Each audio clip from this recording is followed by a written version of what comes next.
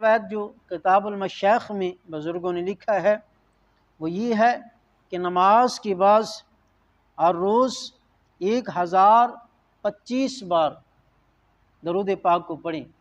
ये भी आसान सा दरूद पाक है, जो नफल नहीं पढ़ सकते तो ये दरूद पाक की कसरत करें। अल्लाहुम्मा सल्ली अला मुहम्मदिन व अला आलि मुहम्मदिन कमा सल्लैता अला इब्राहीम व अला आलि इब्राहीम इन्नका हमीदुम मजीद। फरमाया कि इसी किताब में आगे लिखा हुआ है कि हम 1025 मरतबा हर रात को पढ़ें।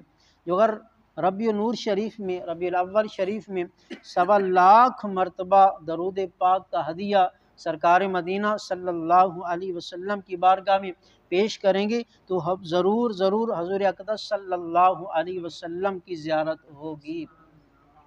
तो वैसे भी हमारे लिए ये रहमतों और बरकतों वाला महीना है,